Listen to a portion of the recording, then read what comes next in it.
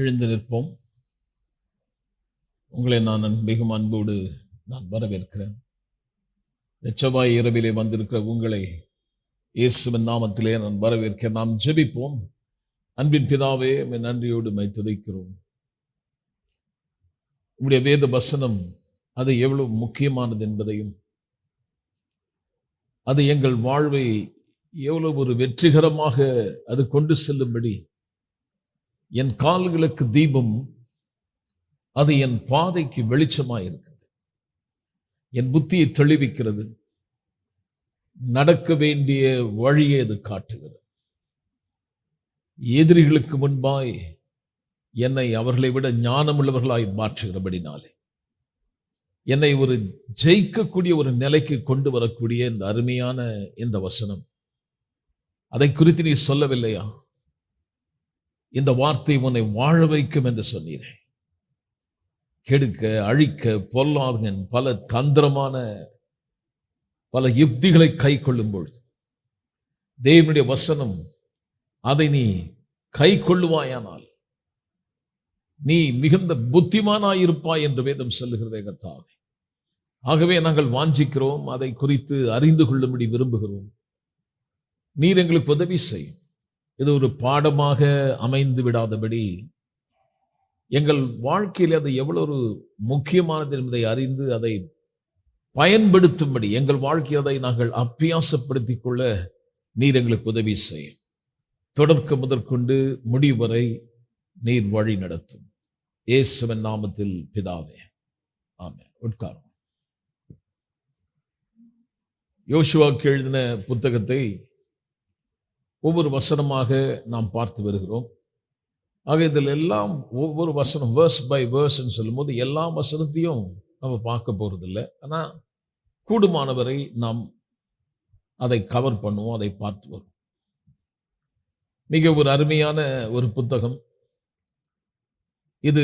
பழைய உடன்படிக்கையும் புதிய உடன்படிக்கையும் தேவன் எப்படி இந்த பழைய உடன்படிக்கையிலிருந்து புதிய உடன்படிக்கைக்கு கொண்டு வந்து அவர் நமக்கு கொடுத்திருக்கிற இந்த வாக்குத்தத்தங்களை விசுவாசத்தினாலே பெற்றுக்கொள்வதை குறித்து அறிந்து கொள்ளும்படி இந்த யோசுவா புத்தகம் மிகவும் ஒரு பயனுள்ள ஒரு புத்தகமாயிருக்கிறது.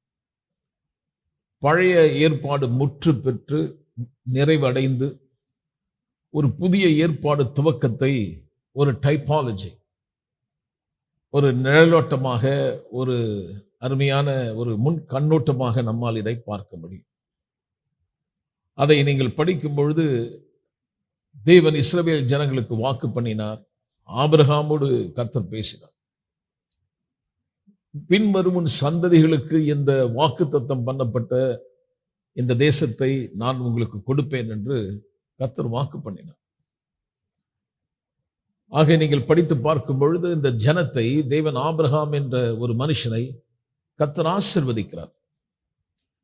அவனுக்கு பிறந்த மகன் ஈசாக்கை ஆசீர்வதித்து, பிறகு நீங்கள் பார்க்க முடியும் ஏசா, யாக்கோபு, யாக்கோப்பை தேவன் இஸ்ரவேல் என்று அழைத்து அந்த ஜனங்களை கர்த்தர் அபரிதமாய் ஆசீர்வதிக்கிறார்.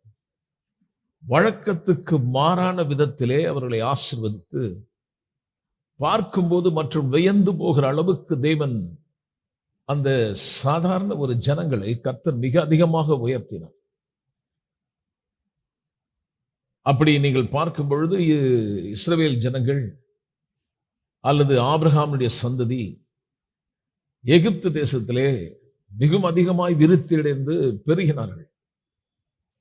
பிறகு பார்க்கும் பொழுது 400 ஆண்டுகள் அந்த தேசத்திலே அடிமைகளாய் வாழ்ந்தார். இப்பொழுது இந்த வாக்குத்தத்தத்தை குறித்து யோசிக்கும் பொழுது அவருடைய பிரசன்ட் சிச்சுவேஷன், அவருடைய சூழ்நிலை கொஞ்சம் கூட நம்புகிறதுக்கு ஏதுவாகவே இல்லை. ஒரு பயங்கரமான, ஒரு அதிகாரமுள்ள, ஒரு கொடுமையான, ஒரு கொடுங்கோல் ஆட்சி நடத்துகிற ஒரு ராஜாவின் கீழாக இவர்கள் இந்த தேசத்திலே அடிமைகளாய் வாழ்ந்தார்கள்.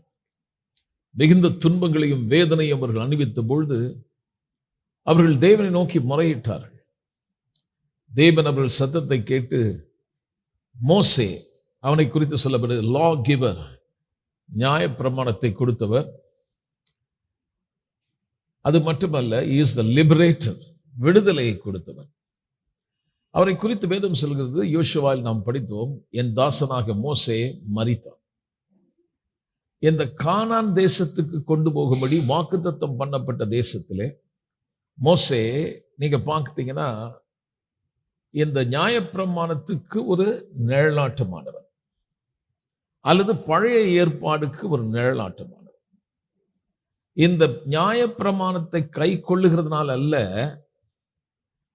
யோசுவாவின் வழியாக வர நாட்களிலே யெஷுவா தேவன் தமது குமாரனை கொண்டு எப்படி இந்த தேசத்தை நமக்கு கொடுப்பார், எப்படி தேவன் நமக்கு இந்த வாக்குத்தத்தை, சுதந்திரமான வாக்குத்தத்தத்தை நமக்கு எப்படி அருளி செய்வார் என்ற ஒரு காட்சி, ஒரு டிராமா மாதிரி போடப்பட்டது.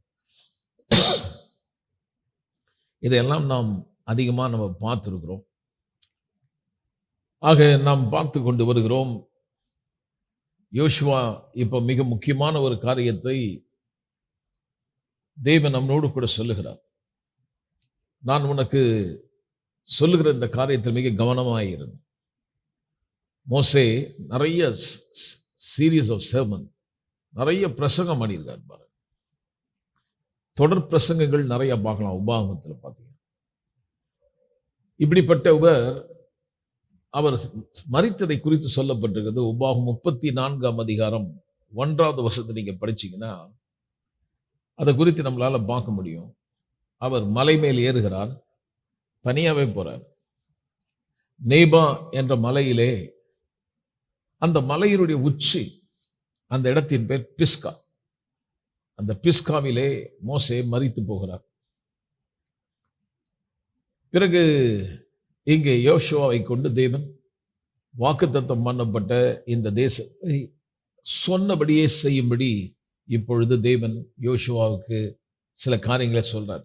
எப்படி இந்த ப்ராமிஸை நீ பெற முடியும்? எனக்கும் நான் சொல்றேன், நம்மளுடைய வாழ்க்கையில இந்த வாக்குத்தத்தங்களை பெறறதுக்கு இதெல்லாம் படிக்கும்போது நமக்கு ரொம்ப பிரயோஜனமா இருக்கும் பாருங்க. பல முறை திரும்ப திரும்ப வருது, பலன் கொண்டு திடம் மனதாயிரு, தைரியமா இருக்கிறார். ஏற்கனவே இந்த 3வது வசனத்தை படிச்சீங்கன்னா கொடுத்துட்டேன்னு தான் சொல்றார்.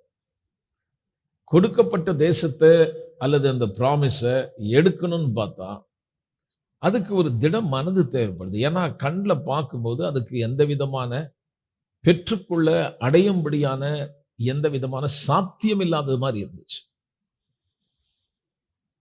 ஏதோ இவர்கள் போய் கையில் ஆயுதத்தெல்லாம் எடுத்துட்டு போயிட்டு சண்டை போட்டு ஒன்றும் எடுக்க போறதில்லை. நான் சொல்கிறேன், நம்முடைய ஆசீர்வாதம் மாம்சத்தின்படி போராடுகிறது அல்ல. நம்முடைய போராயுதங்கள் மாம்சத்துக்கு ஏதுவானவைகள் அல்ல.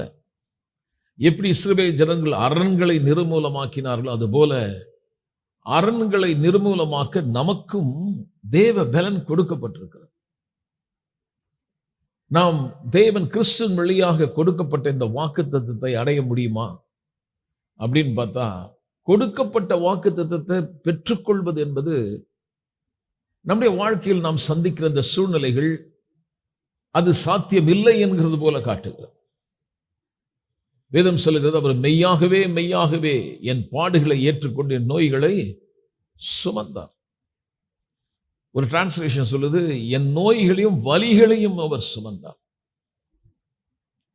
அவர் சுமந்ததுனால தான் வேதம் சொல்லுது, அந்த காயங்களால் நீங்கள் குணமாகிறீர்கள் என்று முன்னே அறிவிக்கப்பட்டது. இயேசு சிலுவையில அடிக்கப்படும்படி அது சொல்லப்பட்டாச்சு. அந்த காரியம் நிகழ்ந்தேறுகிறது கல்வாரி சிலுவையிலே. ஆக பேதுரு சொல்லுகிறார், இயேசு நம்முடைய பாவங்களுக்காக மரித்தது மட்டுமல்ல, இந்த பாவத்தை நிமித்தம் வந்த இந்த வியாதியை நமக்கு கிறிஸ்துவை ஏற்றுக்கொண்ட ஒவ்வொரு காயங்களால் நாம் குணமாயிட்டுன்றார். ஒரு சின்ன எக்ஸாம்பிள் தான் இதெல்லாம்.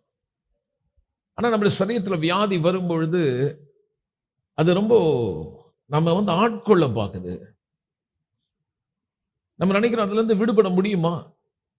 இல்ல, அது விடுபட முடியாத மாதிரி இருக்குது. அது சொல்லுது, ஆளுகை செலுத்துறதுக்கு நம்ம மேல அந்த வியாதி பலன் கொண்டு எழும்பும் பொழுது நம்ம நல்லா தெரிஞ்சுக்கணும் எப்படி இதை பெற முடியும். இப்ப இது பாத்தீங்கன்னா ஒரு பெரிய அரண் மாதிரி இருக்குது. வியாதி ஒரு பெரிய அரண் போல இருக்கு.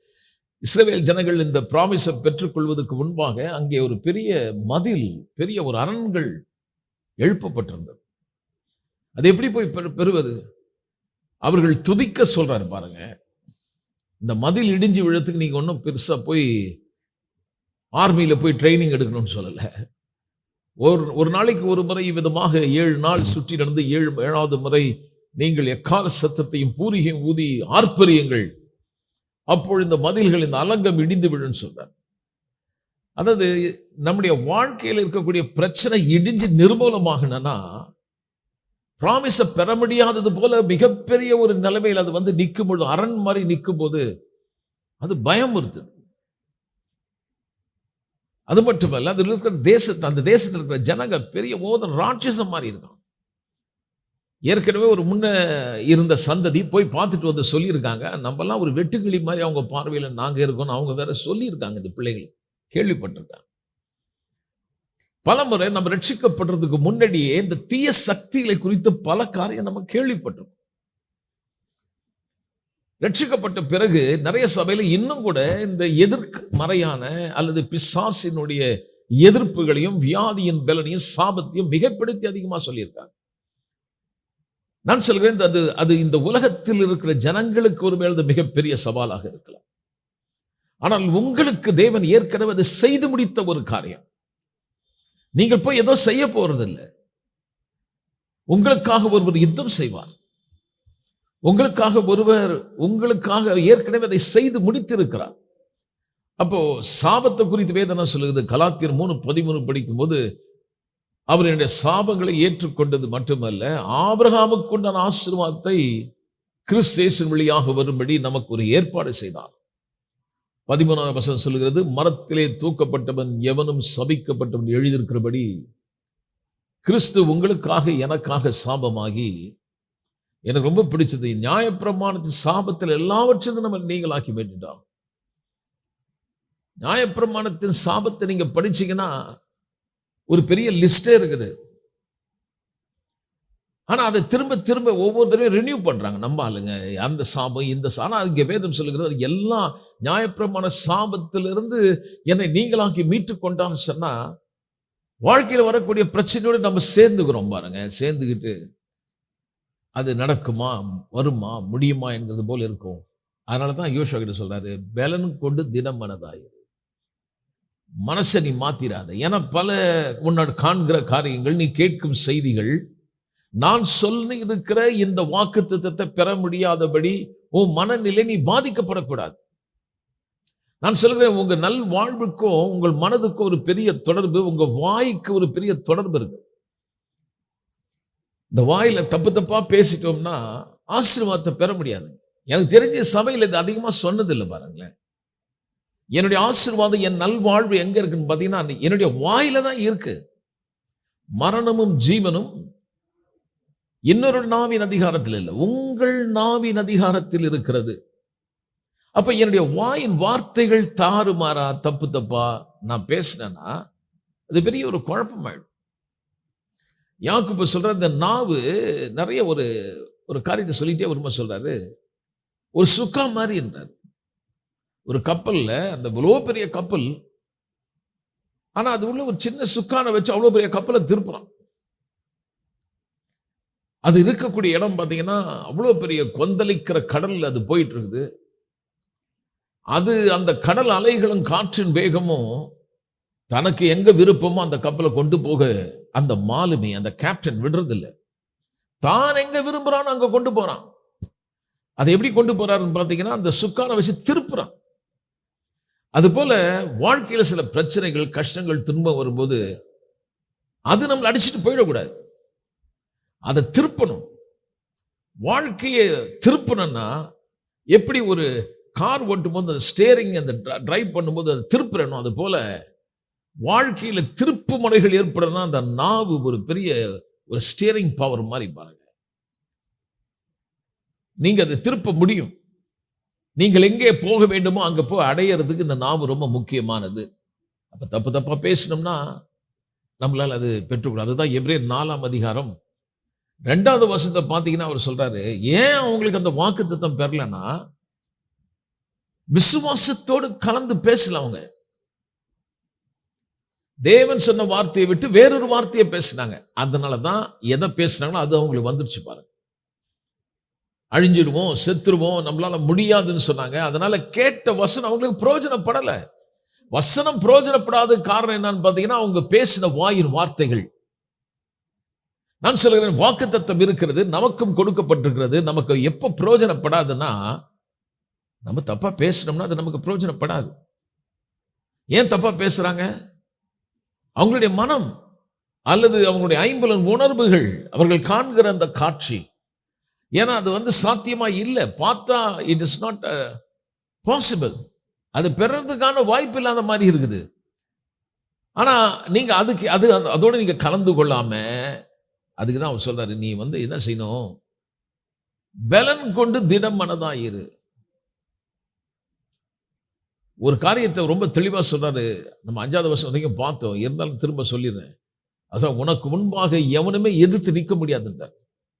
காரணம் என்னன்னா, நான் எப்படி மோசே கூட இருந்தனோ அதே போல நான் உன்னோடு கூட இருப்பேன், நான் உன்னை கைவிடுவதும் இல்லை, உன்னை விட்டு நான் விலகவே மாட்டேன்றார். சோ அவர் நமக்கு சொன்ன அந்த ப்ராமிஸ் அவருக்கு நல்லா புரிஞ்சுக்கிட்டாதான் 6வது வருஷத்துக்கே நீங்க கால் எடுத்து வைக்க முடியும். அப்போ எனக்கு எது நிமித்தம் நான் பலன் கொள்கிறேன் சொல்லியிருக்கிறார். இதேதான் நீங்க எபிரேயர் புத்தகத்தை 13:5 மிடில் நடுவில் படிச்சீங்கன்னா ஒரு காரியத்தை அந்த புத்தகத்தை எழுத சொல்றாரு, அவர் உன்னை கைவிடுகிறதும் அல்ல உன்னை விட்டு என்று சொல்லி இருக்கிறாரே. சரி, சொல்லி இருக்குது. இப்ப நம்ம என்ன பண்ணணும்? அதனால் நான் தைரியம் கொண்டு என் தேவன் என் சகாயர் என்று சொல்லலாமே. நல்லா கவனிக்கணும். நாம் பேசும் வார்த்தைகள் ரொம்ப ரொம்ப முக்கியம். நிறைய பேர் சொல்லியிருக்காங்க ஜெபம் ரொம்ப முக்கியம். ஜெபம் பண்ணி முடிச்சு ஆமேன்னு சொன்ன பிறகு என்ன பேசுறோம் அது ரொம்ப முக்கியம். அதை தான் கவனிக்கிறது இல்லை நம்ம. ஏன் ஜெபத்துக்கு பதில் வரல? ஜெபம் பண்ணும்போது சில பேர் ரைட்டா பண்ணுவாங்க. ஆண்டவரே நீர் பெரியவர் வல்லவர் அதெல்லாம் செய்வீர் ஆண்டவரே எல்லாம் சொல்லிட்டு ஆமேன்னு சொல்லிட்டு கடைசியில் சொல்லுவாங்க, என்னன்னு தெரியலங்க, சரியா இல்லை, எதுவும் புருஷன் சரியில்லை, பிள்ளைங்க சரியில்லை, ஒரே பிசாசின். அப்ப இதுக்கு முன்னாடி பண்ண ஜெபத்துக்கு அது பலன் இழந்து போகிறது. பிறகு அடுத்த ஜெபம் கண்டிப்பா உங்க ஜெபம் தப்பா தான் போகும். ஆவியானவருடைய நிரப்பி அருமையான வாக்குத்தத்தத்தை வாயில போட்டு ஜெபம் பண்ண வச்சுட்டு பிறகு நீங்க ஜெபத்தை முடிச்ச பிறகு தப்பா பேசுனீங்கன்னா அது பலனற்று போகிறது. ஆக அவர் சொல்றார், நான் உன் கூட இருக்கிறானா நீ ஒரு காரியத்தை செய்யணும், பலன் கொண்டு திடமனதாயிரு. நான் ஏற்கனவே சொல்லிட்டேன், நீ என்ன பண்ண போற, இவங்களுக்கு கண்டிப்பா பங்கு போட்டு எல்லாருக்கும் கொடுப்பேன். இப்ப 7வது வசனத்தை நான் படிக்கிறேன். என் தாசனாக மோசே உனக்கு கற்பித்த இந்த நியாயப்பிரமாணத்தின்படியெல்லாம் செய்ய கவனமாய் இருக்க மாத்திரம் மிகவும் பலன் கொண்டு திடமனதாயிரு. போகும் இடமெல்லாம் புத்திமானாய் நடந்து கொள்ளும்படி இந்த புத்தகத்தை விட்டு வலதுபுறம் இடதுபுறம் விலகாதிருப்பாயாக. இந்த நியாயப்பிரமாண புத்தகம் வாயை விட்டு, பார்த்தீங்களா வந்துச்சு, எதை விட்டு பிரியக்கூடாதான்? இந்த புத்தகமும் வாயை விட்டு பிரியாது இருப்பதாக. இதில் எழுதியிருக்கிறபடியெல்லாம் செய்ய கவனமாய் இருக்கும்படி இரவும் பகலும் தியானித்துக் கொண்டிருப்பாய். அப்பொழுது நீ உன் வழியை வாய்க்க பண்ணுவாய். அப்பொழுது நீ புத்திமானாய் நடந்து கொள்வாய். இந்த நியாயப்பிரமாணம் புத்தகம் சொல்லும்போது அவருக்கு அப்போ சொல்லப்பட்டது இந்த 5 books. இப்ப நமக்கு 66 புத்தகம் இருக்கு. இந்த 5 புத்தகத்தை அவர் சொல்றாரு வாயை விட்டு பிரியாம இருக்கட்டும். அவன் ஆதியாகமத்தை படிக்கும்போது நம்ம என்ன படிக்கணும்? ஆதியிலே தேவன் வானத்தையும் பூமியும் சிருஷ்டித்தார், அது வெறுமையும் ஒழுங்கின். அப்ப முதல் காரியம் அவர் சொல்றாரு, மனப்பாடம் பண்ணி பிரயோஜனம் இல்லை, இந்த படிச்சிருக்கல நான் யார் நீ தெரிஞ்சுக்கும். நான் சிருஷ்டிகர்த்தர். இந்த அவன் எதை தியானிக்கணும், எதை பத்தி பேசணும், இந்த புத்தகம் என்ன சொல்லுது, என்னுடைய எண்ணங்கள் மாறினா நான் அதை மேலோட்டமா படிக்க கூடாது. பாருங்க, அதுல என்ன சொல்லி இருக்கிறது என்பது எனக்கு ரொம்ப முக்கியமானது. நான் எந்த அளவுக்கு கவனிக்கிறேன், அதுல என்ன சொல்லப்பட்டிருக்கிறத நான் கவனிக்கிறேன். இப்போ ஒரு மத புத்தகம் மாதிரி எடுத்துட்டு இன்னைக்கு ஒரு சாப்டர், நாளைக்கு ஒரு சாப்டர் அப்படி படிக்கிறது இல்லை. அதனுடைய கருத்து என்ன, அது உள்ள எனக்கு ஏதாவது புரிஞ்சிருக்கா, அது எனக்கு ஏதாவது அதுல இருந்து எனக்கு ஏதாவது எனக்குள்ள ஒரு செய்தி கிடைச்சதா? நம்ம பாருங்க, இன்னைக்கு தேவையில்லாத காரியத்தை எல்லாம் நல்லா கவனிச்சு அதை உள்ள வாங்கிடும். யாரோ ஏதோ சொன்னதை அது உள்ள வாங்கிடணும். வாங்கின பிறகு அந்த அந்த வார்த்தை உள்ளே இருக்குது பாருங்க. அந்த வார்த்தை உள்ள போன பிறகு அவங்க வாழ்க்கையை ஒண்ணு நல்ல வார்த்தை அந்த அவங்க வாழ்க்கையில ஒரு பலனை கொடுக்கும், இல்லை அந்த வார்த்தை அவங்களை அழிச்சிடும். அதனாலதான் நம்ம ரொம்ப கவனமா இருக்கணும் பாருங்க. அப்ப இங்க நீங்க பாத்தீங்கன்னா அவர் சொல்றாரு, இந்த 5 புத்தகம் சொல்லும்போது ரொம்ப முக்கியம். ஏன் அதை பத்தி சொல்றாருன்னா, உனக்கு முன்பாய் இப்ப நீ போக போற, நான் கொடுத்துட்டேன். ஆனா ஒருவேளை நீ போகிற பாதையில நான் சொன்னதுக்கு எதிராக இருக்கலாம். ஆனா நீ ஒரு நாளும் மறக்காத, நானே சிருஷ்டிகர், நானே கர்த்தர், ஒண்ணுமில்லாத இடத்துல ஒன்றை செய்கிற தேவன், வெறுமையும் ஒழுங்கின்மை ஒண்ணுமே கிடையாது, நான் அங்க சிருஷ்டிச்சிருக்கிறேன், அதை நீ மறந்துடாத என்றார். அப்ப அந்த ஆதியாகமத்தை படிக்கும் போது அவனுக்கு அங்கே ஒரு காரியம். பிறகு அதை படித்துக் கொண்டு வருகிற வேளையிலே ஆபிரகாமை குறித்து, ஈசாக்கை குறித்து, யாக்கோபை குறித்து எப்படியெல்லாம் தேவன் இவர்களை வழிநடத்தினார் என்பதை நீ மறந்துடாத. ஆபிரகாம் தன் இனத்தையும் வீட்டையும் விட்டு புறப்பட்டு வரும்போது அவங்க கிட்ட சொன்ன, உன்னை ஆசீர்வதிக்கவே ஆசீர்வதித்து உன்னை நான் சொன்னது அப்படியே அவனை நிறைவேற்றினேன். வயதான காலத்தில் அவனை ஆசீர்வதித்து அவனை ஒரு பெரிய சீமானாய் மாற்றி இன்றைக்கு இருக்கிற இந்த சந்ததிக்கு காரணம் என்ன? அவன் அன்றைக்கு அவன் விசுவாசித்தான், விசுவாசித்து தகப்பனாய் இருந்தான். இதெல்லாம் நீ படிச்சு ஞாபகத்தில் நிறுத்திக்கொண்டார். எப்படி நான் நடத்தினேன், யாக்கோப்பை படிச்சுப்பார். அவன் தன்னுடைய சுய பலத்தையும் சுய ஞானத்தையும் பயன்படுத்தி வாழ்க்கையில் ஒரு பெரிய மனுஷனா வரணும்னு பார்த்தான். ஆனா எல்லாவற்றையும் இழந்து ஒரு வெறும் கோல் எடுத்துட்டு போனான். அங்க போன பிறகு கர்த்தருடைய ஆசீர்வாதத்தை பெறறதுக்கு அவனுக்கு எந்தவித வாய்ப்பு இல்லாத ஒரு இடத்துக்கு போய் சேர்ந்தான் பாருங்க. ஏதோ ஒரு போனா, நல்ல இடத்துக்கு போனா உருப்பட்டான் அப்படின்னு சொல்ல முடியாது. உருப்பட முடியாத இடத்துக்கு போனான் பாருங்க. மோசமான மாமனார், 10 முறை சம்பளம் மாத்து. பொதுவாகவே சம்பளம் மாத்துறாங்கனாக்கா இப்ப இருக்கிறத விட கொஞ்சம் ஜாஸ்தி கொடுப்பாங்க. அது பேர் தான் பே கமிஷன். சம்பளத்தை மாத்தி அமைப்பாங்க. எந்த இடத்துல சம்பளத்தை ஒரு 20,000 ரூபாய் சம்பளம் கொடுத்துருக்காங்க, டக்குன்னு உனக்கு இனிமேல் 15,000 ரூபான்னு சொல்ல மாட்டான். அப்ப நம்மளுக்கு கோபம் வந்துடும். இவனுக்கு 10 தடவை மாத்தி மாத்தி கொடுத்துருக்கான், எல்லாம் குறைச்சு. அப்படின்னா நீங்க பாத்தீங்கன்னா அவனுக்கு எப்படியும் நல்லது நடக்கிறது வாய்ப்பே இல்லை. அப்படி இருந்தும் கர்த்தர் அவனை ஆசீர்வதித்து 2 பரிமாறங்களோட வராம பாருங்க. அப்போ ஒரு காரியம் இதெல்லாம் படிக்கும்போது அவனுக்கு விளங்குகிறது, புரியணும், ஆழ் மனதில் போய். ஏன் அவனுக்கு தெரியாதா நடந்த சம்பவம் தெரியாது? இப்ப நீங்க இந்த 5 புத்தகம் சொல்லும்போது யூதர்கள் பொதுவாக இதெல்லாம் மனப்பாடம் பண்ணி வச்சிருப்பாங்க. அதை பத்தி பேசல, தியானத்தை பத்தி பேசுறார்.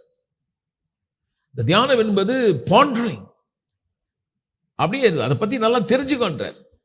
எப்படி நான் அவர்களை ஆசீர்வதித்து பெருக செய்து எகிப்து தேசத்தில் இந்த ஜனங்களை நான் விடுதலையாக்கி செங்கடலை பிளந்து வந்தேனே, அதை கொஞ்சம் நீ நினைச்சு பாரு. நான் உங்களோடு கூட இருந்தேன்.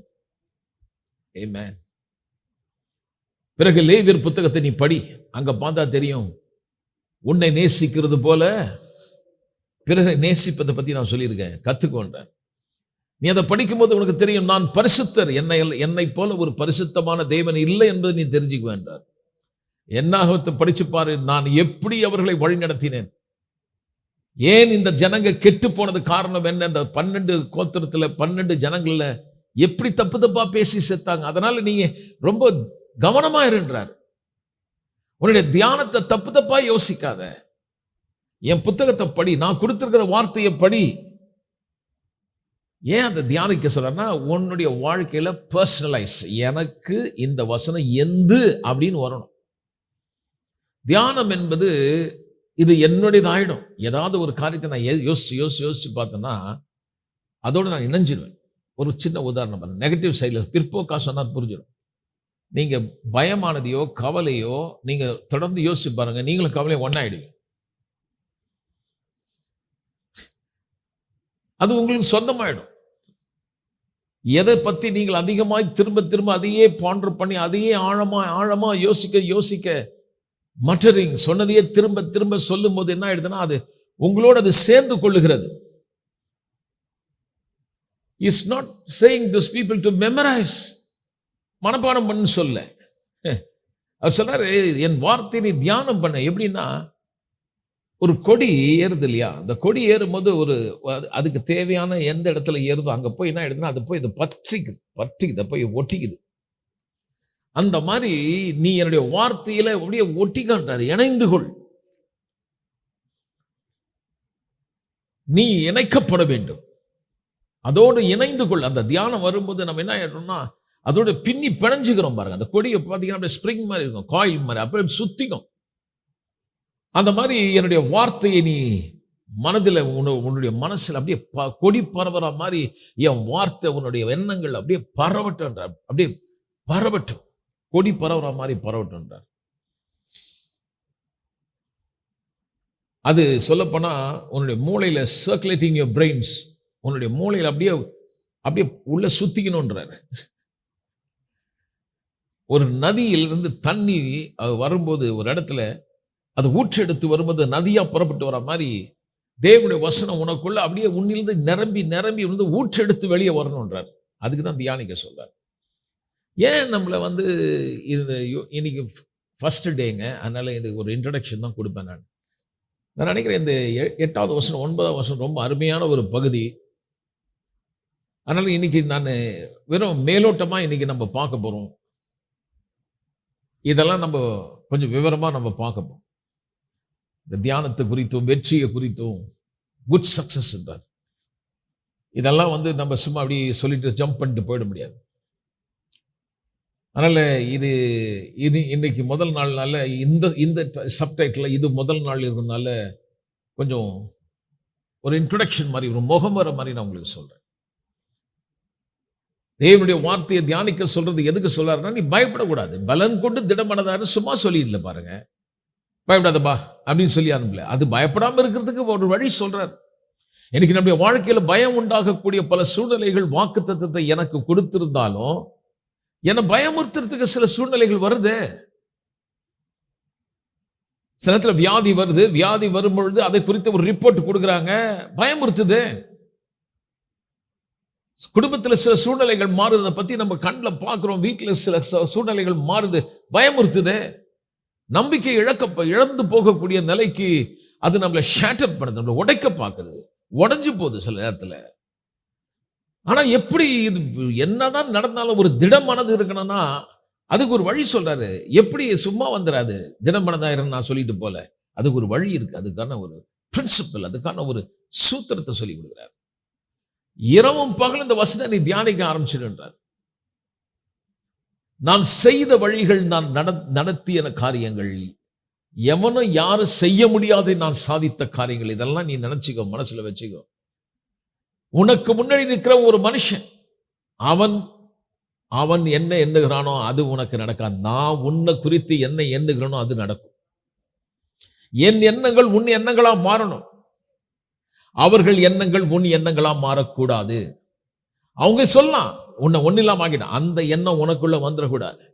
அவங்க சொல்லலாம் உனக்கு வியாதின்னு, அந்த எண்ணங்கள் உனக்கு வரக்கூடாது. அவர்கள் சொல்லலாம் உன்னால் முடியாதுன்னு, ஆனால் அந்த எண்ணங்கள் உனக்கு வரக்கூடாது.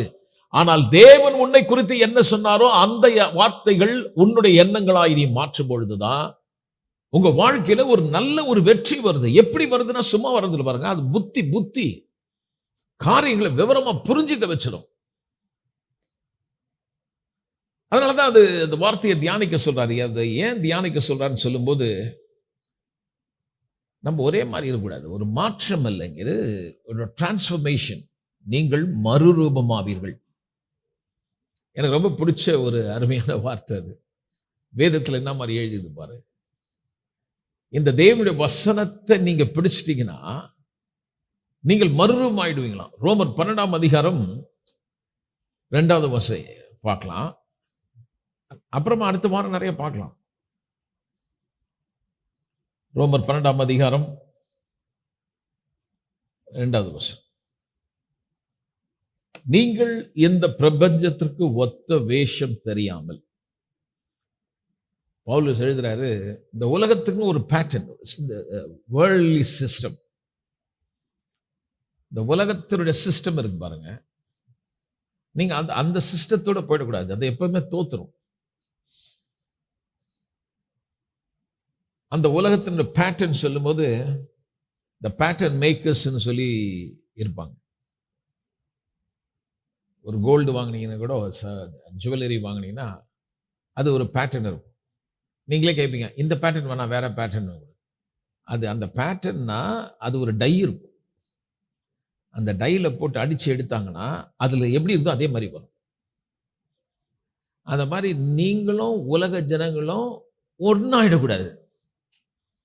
We are different people. நாம் வித்தியாசமானவர்கள். நான் வித்தியாசமானவனா மாறினா என்னுடைய மைண்டுக்கு ஒரு பெரிய ஒரு கனெக்ஷன் இருக்கு. அதனால ஒரு என்ன சொல்ற, முதல் காரியம் சொல்றாரு, இந்த உலகத்தின் ஜனங்களை போல அவங்கள மாதிரி அந்த பேட்டர்ன்ல நீ போயிடாம நீ ஒரு காரியம் செய். தேவனுடைய நன்மை, தேவனுடைய பிரியம், தேவனுடைய பரிபூர்ணமான சித்தம் இன்னதென்று பகுத்தறி. டிசர்ன். மனசுல வரதெல்லாம் எடுத்துக்காத. இது என்னுடைய வாழ்க்கையில ஒரு கஷ்டம் வருது, ஒரு துன்பம் வருது, இல்ல ஒரு உதாரணமா ஒரு கனவு வருது. நம்மால் இப்படி சொன்னாதான் வளம். அந்த கனவுல உன் புருஷன் செத்துற மாதிரியும், இல்ல உன் கனவுல உன் வேலை இழந்துட்ட மாதிரியும், கனவுல உங்க பிள்ளைங்க ஏதோ ஒன்று நடக்கிற, இல்ல உனக்கே வந்த மாதிரி இருந்தா உடனே நீங்க அந்த கனவோட நீங்க சேர்ந்து கூடாது. இல்லைங்க, நான் கனவு பார்த்தேன், அந்த மாதிரி அப்படியே நடக்குது பாருங்களேன், நான் பார்த்த மாதிரி. அது தேவனுடைய நன்மை தானா? நீங்கள் பார்த்த காரியம் தேவனுடைய நன்மையை காட்டுதா, இல்ல தீமையானதை நீங்க பார்த்தீங்களா? அப்ப நான் டிசைன் பண்றேன், இல்லையே இது என் தேவனுடைய நன்மையானது இல்லையே. அப்ப நான் என்ன பண்றேன், உலக ஜனங்க என்ன சொல்லும், நான் பார்த்தேன், எனக்கு நடந்துச்சு. ஆனா நாங்க அப்படி போறது இல்லை. எங்க வழி தனி வழி. நாங்க வேற மாதிரி யோசிக்கிறோம். ஒருவேளை மற்றவர்கள் உன்னை குறித்து சொல்லலாம், எனக்கு தெரியும் இதுதான் நடக்கும், உன்னுடைய குடும்பத்தை குறித்து அல்லது ஏதாவது ஒன்று சொல்லலாம். நாங்க எவ்வளவு பார்த்துருக்கோம், அனுபவத்துல சொல்றோமா அப்படிலாம் சொல்லுவாங்க. நீங்க அவங்க வச்சிருப்பாங்க ஒரு அச்சு, அதுல வார்த்துருவாங்க உன்னை போட்டு அப்படியே டிசைன் பண்ணி, இதுதான் நீ அப்படின்ற, நீ படிக்கல, நீ ஏழை, உனக்கு என்ன தெரியும், உனக்கு ஒண்ணுமே தெரியாது, இதுதான் நீன்ற மாதிரி உங்களுக்கு அவங்க கையில வச்சிருக்காம ஒரு அச்சு, அதுல போட்டு உன்னை எடுத்து காட்டுவாங்க. This is who you are. இதுதான் நீ. நான் யார்? இந்த உலகத்திற்கு ஒத்த வேஷம் நான் தரிக்கிறது இல்லை. என்னை குறித்து தேவன் சொல்லியிருக்கிற நன்மை என்ன, நல்ல காரியம் என்ன? என் கர்த்தர் நல்லவர். என் தேவன் என்னை குறித்த எண்ணங்கள் மிக மிக உயர்ந்தது. வானத்துக்கும் பூமிக்கும் எவ்வளவு உயரமோ அவ்வளவா அவருடைய எண்ணங்கள் என்னை குறித்து உயர்ந்திருக்கிறது. என்னை குறித்து அவர் சொல்லி இருக்கிறார், பயப்படாதே, போகும் முன்னே நான் போகிறேன், கலங்காதே, உன் வலதுகையை பிடித்து நான் உனக்கு துணை நிற்கிறேன். எதிராளி வரும்போது சொல்றார், பயப்படாத, அந்த சத்துருக்கு நீ பயந்துராத.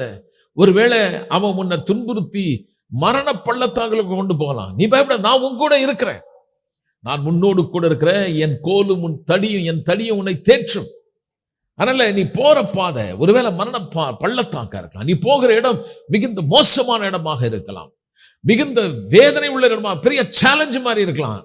உடனே நீங்க டிசைன் பண்ணுங்க, இதுல எனக்கு வெற்றி இருக்குமா தோல்வி இருக்குமா, என் கூட யார் இருக்கா, நான் ஆராதிக்கும் தேவன் யார், என் தேவன் எனக்கு என்ன ப்ராமிஸ் பண்ணியிருக்காரு, இப்ப என் வீட்டில் நடந்து கொண்டிருக்கிறது என்ன, என்னுடைய வாழ்க்கையில் என்ன நடந்து கொண்டிருக்கிறது, இது நன்மையானதா இல்லையே, இது தீமையா இருக்குதுன்னு சொல்லி நீங்க டிசைன் பண்ணி பகுத்தறிந்து நீங்க எதிர்க்கணுமே. அப்ப தேவனுடைய நன்மை என்ன? அடுத்தது சொல்றாரு, தேவனுடைய பிரியம். எல்லாம் சொல்லுவோம், நம்முடைய பிரியம்லாம் அவர் பிரியம் ஆகிடக்கூடாது. அவர் பிரியம் நம்ம பிரியம் ஆகும்,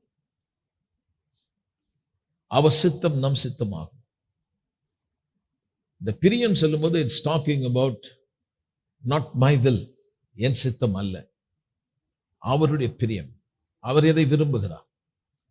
தேவனுடைய பிள்ளைகள் பரிசுத்த வாழ்க்கை எங்க தொடங்குதுன்னு பார்த்தீங்கன்னா அவருடைய பிரியத்தை செய்கிறது.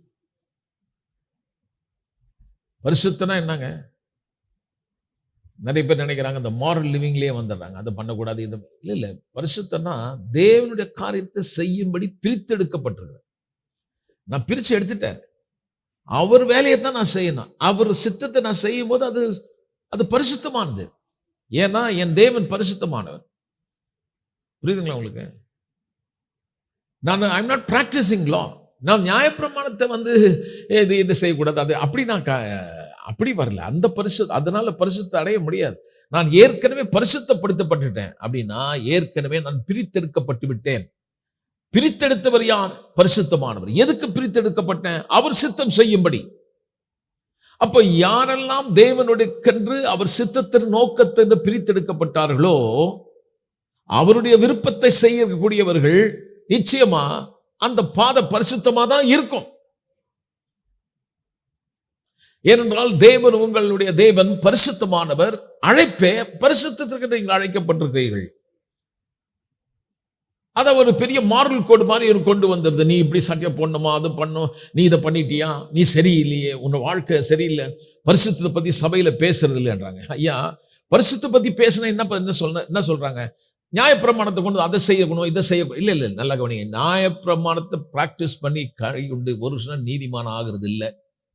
அப்ப பரிசுத்தம்னா, இப்ப புது உடன்படிக்கை பிள்ளைகளுடைய பரிசுத்தம் எப்படின்னா, என்னுடைய பிரியம் அல்ல, என்ன தேவனுடைய பிரியம் என்ன பகுத்து அறியும்படி தேவன் என்னை பிரிச்சு எடுத்துட்டாரு. என்னை பிரித்தெடுத்தவர் யார்? பரிசுத்தமான ஒரு தேவன். என்னை பிரித்தெடுத்தவர் யார்? அன்புள்ள ஒரு தேவன், இரக்கமுள்ள ஒரு தேவன், அவர் மன்னிக்கிற ஒரு தேவன். அப்ப எனக்கு தெரியும் என் தேவனுடைய பிரியம் நான் மன்னிக்கணும். என்னுடைய தேவனுடைய பிரியம் நான் நீடிய பொறுமை உள்ளவனா இருக்கணும். இங்கிலீஷ்ல போட்டுக்க லாங் சஃபரிங். இந்த பொறுமையே ஒரு சஃபரிங் தான், பாடு மாதிரி. ஒரு ஆள் நம்மளை கஷ்டப்படுத்துறாங்க, தப்பா பேசுறாங்க, பொறுமையா உட்காந்துருக்குன்னா பெரிய பாடு அது. அதனால தான் அது பேர் லாங் சஃபரிங். பொறுமையா பேசாம உட்காந்துருக்கும் பாரு, அது கொஞ்சம் பாடுதான். ஏன்னா நம்மளால உடனே ஏதாவது ஒன்று செய்யணும் போல தோணும். அடக்கிறோம்ல, அடக்கணும், அடங்கி இருக்கணும். ஏன் நான் அடங்கி இருக்கிறேன்? என்னை ஒருத்தர் பிரிச்சிருக்கிறாரு. அவருடைய பிரியமானதை செய்யறதுக்கு என்னை பிரிச்சு வச்சிருக்காரு. ஒருவேளை என் தேவனுடைய பிரியம், என் தேவன் எப்படிப்பட்டவர்? அசுத்தமானவரா? இல்லையே, அவர் பரிசுத்தமானவர். அப்ப விசுவாசி எப்படி பண்றாருன்னா, என்னை ஏற்கனவே பிரிச்சு எடுத்துட்டாரு. அதனால அவருக்கு நல்லா தெரியும் தேவனுக்கு பிரியம் எது, பிரியம் இல்லை என்றது எதுன்றது அவருக்கு தெரிஞ்சிடும். ரட்சிக்கப்பட்டவங்களுக்கு கண்டிப்பா தெரியும். ரட்சிப்பே பெறாதவங்களுக்கு கண்டிப்பா தெரியறதுக்கு வாய்ப்பு கிடையாது. அவங்களுக்கு வேணா நியாயப்பிரமாணம் பத்தி சொல்லி கூட்டிகிட்டே இருக்கலாம். அவனும் செய்ய போறதில்லை, இவரும் செய்ய போறதில்லை, கண்டிப்பா செய்ய மாட்டாங்க. ஆனா சொல்றது ரொம்ப பயங்கரமா இருக்கும் பாருங்க. அவர் அதட்டிலே இவங்க நினைச்சு, அதுக்கு பின்னாடி கமெண்ட்ஸ் பார்த்தீங்கன்னா 1008 பேர் ஆமேன் ஆமேன் எழுதியிருப்பான். ஆமேன் போட்டவனும் கை கொள்றது இல்லை, சொன்னவனும் கை கொள்றது இல்லை. நான் சொல்றேன், நீங்க நியாயப்பிரமாணத்துக்கு முன்ன நிறுத்தி நீங்களாகவே ஒரு காரியத்தை செய்ய முடியும் நினைச்சீங்கன்னா உங்களால செய்ய முடியாது. நான் சொல்கிறேன், நீங்கள் அவரை சார்ந்து இல்லாமல் வாழ முடியாது. அப்ப எப்படிங்க நான் ஒழுக்கமான வாழ்க்கை வாழ முடியும்? நான் எப்படி பரிசுத்தமா வாழ முடியும்னா, இங்க பவுல் சொல்றாரு, உன்னுடைய மைண்ட் இருக்குல்ல, அதுல நீ ஒரு காரியத்தை நீ பகுத்து அறி. இந்த தேவன் உங்களை இந்த உலகத்துக்கு ஒரு பேட்டர்ன் இருக்குது, இந்த உலகத்துக்கு ஒரு வழி இருக்குது. அவங்க அச்சு வார்த்தை எடுக்கிறான், இப்படி இந்த டிசைன்ல இறங்குது. ஆனால் நாம் இந்த உலகத்துக்கு ஒத்த வேஷம் கிடையாது. அப்ப நான் என்ன பண்றேன்? தேவன் அவருடைய பிரியம் என்ன என்று பகுத்து அறியும்படி, டிசர்ன் பகுத்து அறி. உங்க பிரியத்தெல்லாம் அவர் பிரியன்னு சொல்ல முடியாத. ஒரு நல்ல உறவு, தேவனோடு கூட ஒரு ஐக்கியமான நல்ல உறவு, தேவனுடைய பிரசனத்திலே அமர்ந்து தேவனை ஆராதிக்கிற ஜனங்கள் கண்டிப்பா தெரியும் அவர் எதை விரும்புகிறார் என்பது அவங்களுக்கு தெரியும். அது மட்டுமல்ல, அவர்கள் என்ன தீர்மானம் எடுக்கிறாங்கன்னா, உம் பிரியம் என் பிரியமாகட்டும்.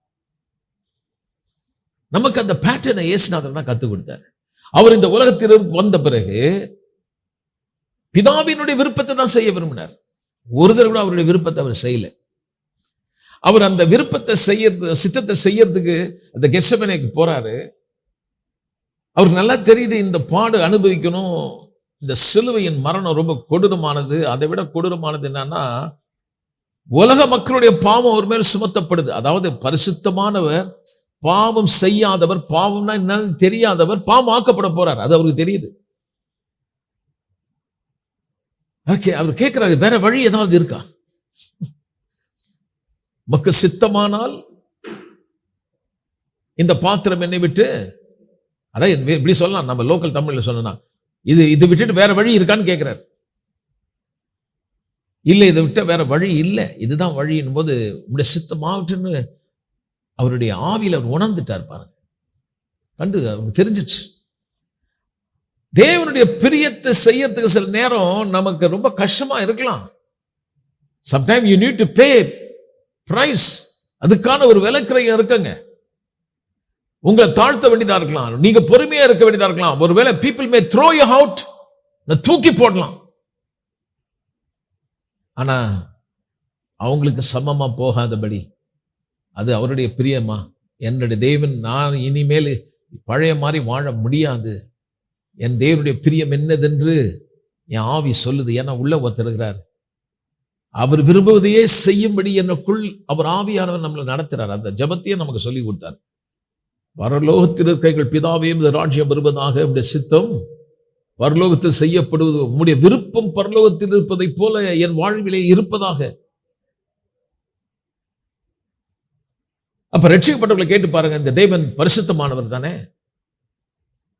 ஒரு நாள் கூட சொல்ல மாட்டான் இந்த தேவன் அசுத்தமானவர், சொல்ல முடியாது. இவர் மகா பரிசுத்தர்.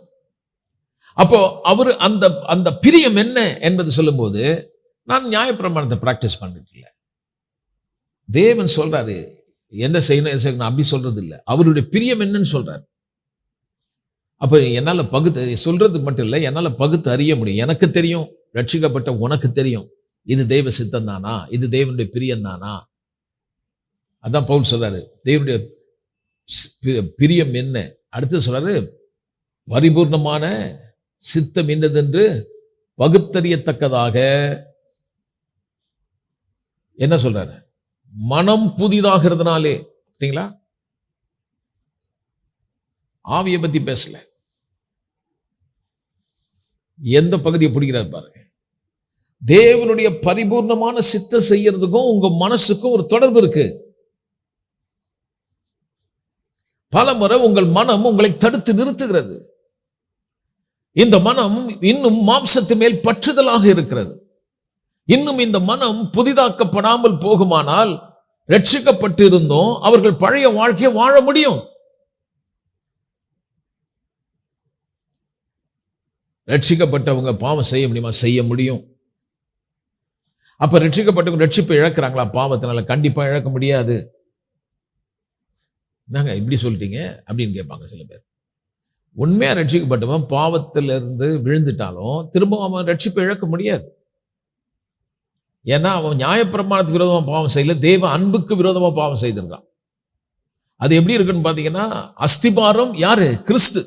பவுல் எப்படி எழுதுறா பாருங்க, அந்த அஸ்திபாரத்தின் மேல் சில வேலைப்பாடு இருக்குது. பொன்னினாலும் வெள்ளினாலும் இரும்பினாலும் மரத்தினாலும் வைக்கோலையும் வச்சது.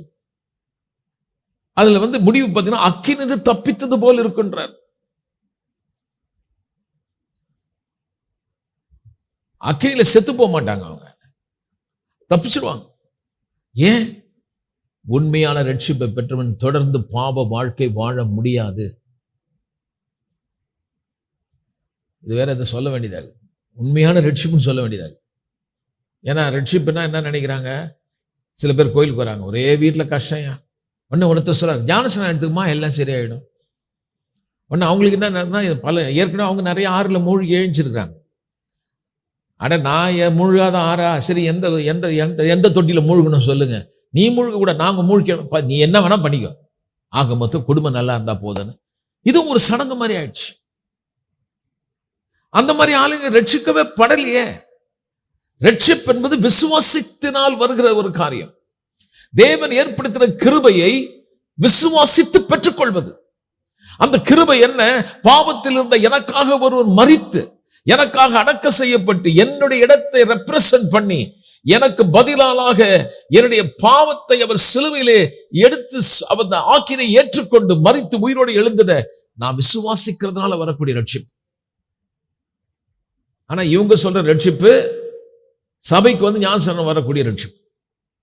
அப்ப ஞானஸ்நானம் எடுக்கக்கூடாது, கண்டிப்பா எடுக்கணும். நான் அது உடனே அடுத்த லெவல் போயிடுவாங்க. ஞானஸ்நானம் எடுக்கக்கூடாதுன்னு சொல்லிட்டாரு அவரு. நம்ம ஆளுங்க இருக்காங்க டகால் அங்கேயே போயிடுவான். நான் அதை பத்தியே பேசல. ஞானஸ்நானம் என்பது ரட்சிப்பை பெறதுக்காக கொடுக்கப்படுகிறது இல்ல, ரட்சிப்பை பெற்றுக்கொண்டவர்கள் பெற்றுக்கொண்டதற்கு ஒரு அடையாளமாக வெளிப்புறமாய் செய்து காட்டுது, அவ்வளவுதான். சுருக்கமா சொல்ல போனா,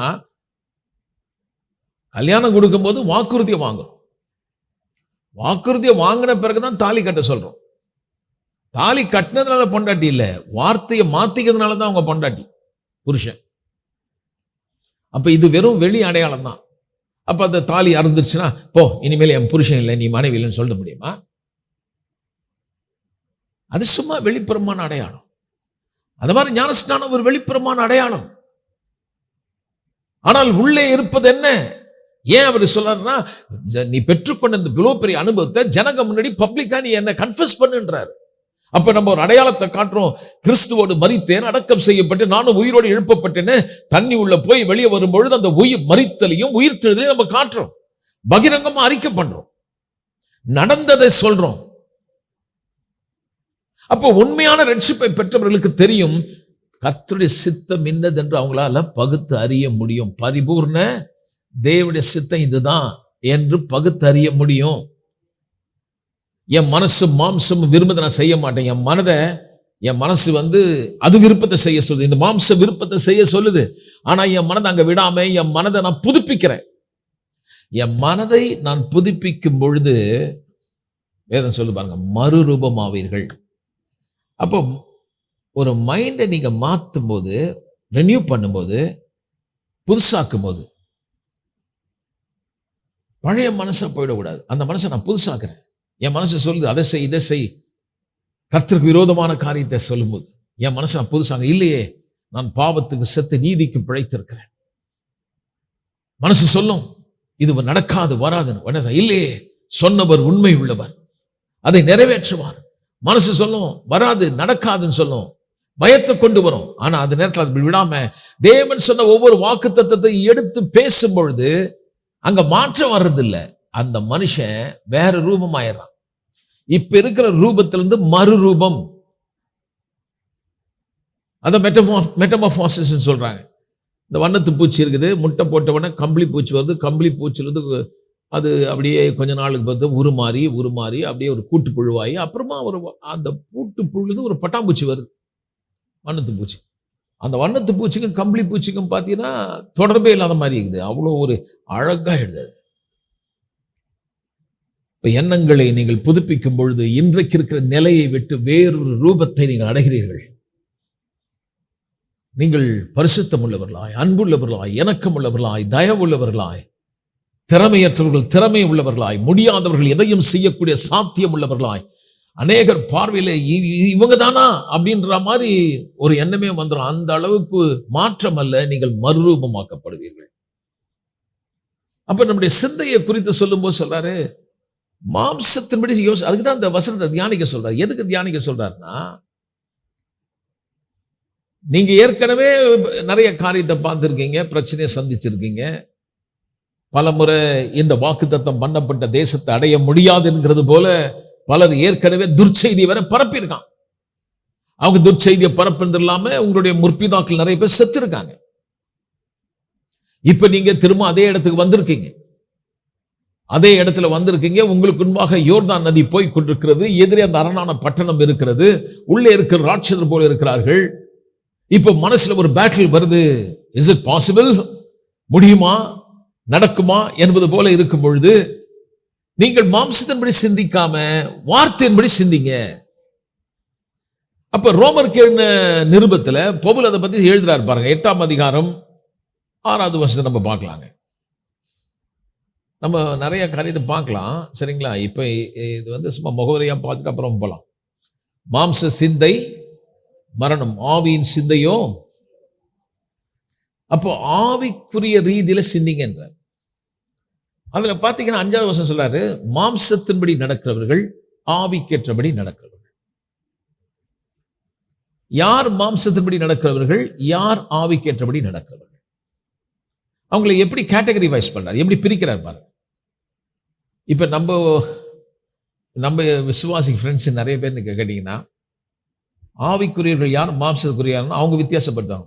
அவங்க ஒரு சர்டன் ட்ரெஸ் சொல்லுவாங்க. இந்த இந்த இந்த உடை உடுத்தினா ஆவிக்குரியர்கள், இதெல்லாம் நீ செய்தா நீ ஆவிக்குரியர்கள். இங்க அப்படி சொல்லல. எனக்கு தெரிஞ்சு பால் தான் நல்ல பாஸ்டர். நல்ல ஒரு ஆமேன்னு சொல்லுவோமே. இந்த புத்தகத்தை எழுதி நம்ம கையில கொடுத்த ஆவியான உதவினால் எழுதியிருக்காரு. இவரை விட ஒரு பெஸ்ட் பாஸ்டர் யாரும் பார்க்க முடியாது. அப்போ ஆவிக்குரியர்கள் யாருன்னு தெரிஞ்சுக்கணும்னா பாஸ்டர் பால் எழுதி நம்ம கையில கொடுத்துருக்காரு. இல்ல எங்க பாஸ்டர் அப்படி சொன்னாரா? உங்க பாஸ்டர் சொல்லியிருக்கலாம். ஆனா இந்த பால் பாஸ்டர் என்ன சொன்னாரு கவனி. உங்க பாஸ்டரை விட இந்த பாஸ்டர் தான் நல்ல பாஸ்டர், கரெக்ட் பாஸ்டர். ஒருவேளை உங்க கோயில்ல புக் அடிச்சு கொடுத்துருக்கலாம். அந்த புக்கை எடுத்து நீ படிச்சு அந்த கட்டளைகள் உங்கள் கோயில்ல அச்சடிச்சு கொடுத்துருப்பாங்க. அது பிரயோஜனப்படாது. இங்க நமக்கு கொடுத்துருக்குது நல்ல புத்தகம், வேத புத்தகம், தேவனுடைய வசனம். அதுல என்ன சொல்லுது? மாம்சக்குரியவர்கள் யார், ஆவிக்குரியவர்கள் யார், எப்படி பிரிக்கிறாரு, எப்படி கேட்டகரி வைஸ் பண்றாரு அப்படின்னு பார்த்தீங்கன்னா 5வது வசனம் சொல்லுது, மாம்சத்தின்படி நடக்கிறவர்கள். அப்ப கோடு போட்டு அவங்க யாரு? மாம்சத்துக்குரியவைகளை சிந்திக்கிறார்கள். ஆவிக்குரியவர்கள் யார்? ஆவியின்படி நடக்கிறவர்கள் ஆவிக்குரியவைகளை சிந்திக்கிறார்கள். எது திரும்ப திரும்ப வருது? சிந்திக்கிறார்கள், சிந்திக்கிறார்கள். எண்ணம், யோசிப்பது. உங்க யோசனையை பொறுத்து தான் நீங்க ஆவிக்குரியவங்களா இல்ல மாம்சத்துக்குரியவங்களா. அப்ப நீங்க இந்த கர்த்தர் கொடுத்துட்டு சொல்லிட்டார், இந்த பாலும் தேனும் தேசத்தை நான் கொடுத்துட்டேன். இந்த மாம்சத்தின்படி சிந்திச்சவங்க என்ன ஆயிட்டாங்க? செத்துட்டாங்க. மாம்ச சிந்தை மரணம். அவங்க என்ன யோசிச்சாங்க அப்படின்னு பாத்தீங்கன்னா, அவங்க சொன்னாங்க, இல்ல நம்ம இதை பெறவே முடியாது. ஏன்பா பெற முடியாது? இல்ல நாங்க கண்ணால பார்த்தோம். என்னங்க பார்த்தோம்? நாங்க பார்த்தோம். அவன் சொல்லல ஒண்ணுமே, இவன் சொல்றான். அவர்கள் பார்வையிலே நாங்கள் வெட்டுக்கிளி போல் இருக்கிறோம் என்று இவன் சொல்றான். அவங்க சொல்லல, எப்பா யார பூச்சி மாதிரி இருக்கிற நீ அப்படின்னு அவன் சொல்ல. இவன் சொல்றான், அவர்கள் பார்வையில் நாங்கள் அப்படி இருந்தோம். ஆமா, நான் கேட்கிறேன், அவங்க சொன்னாங்களா? இல்ல சொல்லல. உங்களை யாராவது சொன்னாங்களா? சொல்லாமலே இவங்களே யோசிக்கிறது, ஓவரா யோசிக்கிறதுக்கு மிஞ்சி யோசிக்கிறது. அதனால அவங்க தப்பா யோசிச்ச அந்த யோசனை தப்பான வார்த்தையை கொடுத்தது. தப்பான வார்த்தை அவர்கள் மரணத்தை பிறப்பித்தது. அவர்கள் நன்மையை பெறவில்லை. அந்த வாக்குத்தத்தம் பெறாமலே அவர்கள் செத்து போனார்கள். நான் சொல்கிறேன், விசுவாசி குடும்பங்களிலே, விசுவாசிகள் வாழ்க்கையிலே நன்மை வராமலே நீங்கள் இந்த உலகத்துல இருந்து சாகலாம். நன்மை பெறணும்னா நீங்க கர்த்தர்கிட்ட சொல்றாதீங்க, வித்தியாசம் காட்டுறாரு பாருங்க எப்படி பிரிச்சுட்டாரு. இல்ல அவர் சார் நான் பிரிக்கல, நீங்க தான் பிரிக்கிறீங்க. நீ பகுத்தறி, எதை சிந்திக்கணும், எதை சிந்திக்க கூடாது, எதை பேசணும், எதை பேசக்கூடாது, நீ வகை அறுத்துக்கோ. கண்ணில் பார்க்கறதெல்லாம் பேசாத. ஊரார் ஜனம் சொல்றதெல்லாம் காது கொடுத்து கேட்டு அது உண்மை நினைச்சிடாத. என் வார்த்தையை கவனி, என் வசனத்துக்கு உன் செவிய சாய். ஊர்ல இருக்கிறவன் சொல்றதுக்கெல்லாம் காது கொடுத்து கேட்டு செவிய சாச்சு அவன் சொன்னதை உன் கண்ணு முன்னாடி நிறுத்திக்காத. நான் சொன்னதை கேளு, நான் சொல்றதை கேளு, நான் சொன்ன வசனத்தை உன் கண்ணு முன்னாடி நிறுத்திக்கோ. அப்பதான் உன்னிலிருந்து ஜீவன் வரும். உன்னிலிருந்து ஜீவன் வரணும்னா, உன்னது நன்மை வரணும்னா, உன்னது ஆசீர்வாதம் வரணும்னா, நீ எங்கேயோ போகணும்னு அவசியம் இல்லை. கடல் கடந்து போகணுமா? இல்ல, அது உனக்கு மிக சமீபமாய் இருக்கிறது. அது உன் வாயிலும் உன் இருதயத்திலும் இருக்கிறது.